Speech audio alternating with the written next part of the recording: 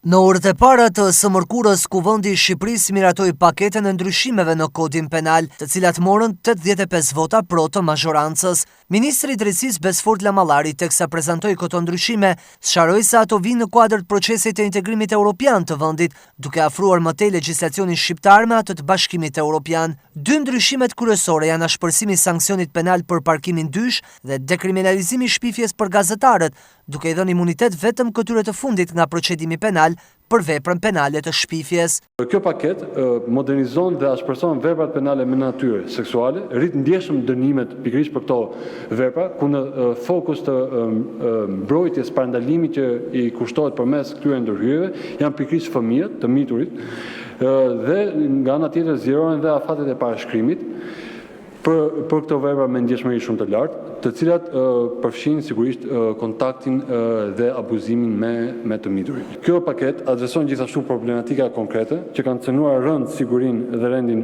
publik, territorin dhe mjedisin. Ashpërsohet ndjeshëm trajtimi penal për zënjen e palishme të tokës, ndërtimin dhe shfrytëzimin pa titull ligjor, veçanërisht ku këto vepra kryhen në zona të mbrojtura, në parqe natyrore, në objekte të trashëgimisë kulturore, të cilat përfaqësojnë dhe kapitali shpirtëror të kombit shqiptar, apo në infrastrukturë kritike. Dënimet bëhen edhe më të rënda, kur autorët janë pikërisht persona të cilët kanë për detyrë të garantojnë zbatimin e ligjit dhe për shkak të funksionit tyre publik, ato nuk e bëjnë këtë gjë. Rrjedhimisht ato nuk mund të dënojnë njësoj si persona qytetarë të thjeshtë, por kanë dhe përgjegjësi të shtuar. Kjo bëhet e mundur fal këtyre ndryshimeve në Kodin Penal. Kodi Penal, Zoti Ministri i Drejtësisë, është miratuar në vitin 1995, ka ndryshuar disa herë dhe gjithmonë është përshtatur me nivelin e standardeve europiane që ka kërkuar angazhimi i Shqipërisë veçanërisht në Bashkimin Evropian.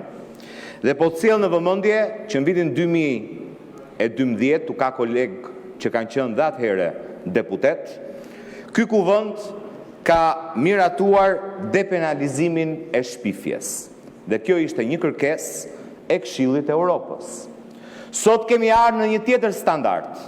Kemi ardhur në standardin ku kërkesa ndaj Shqipërisë dhe standardet ndërkombëtare na kërkojnë dekriminalizimin e plot të shpifjes. Ky projekt ligj nuk kufizohet vetëm në parafrimin formal me standardet evropiane, por ai adreson drejt për drejt edhe disa problematika konkrete që kanë cënuar interesin publik dhe sigurinë e qytetarëve shqiptarë në praktik.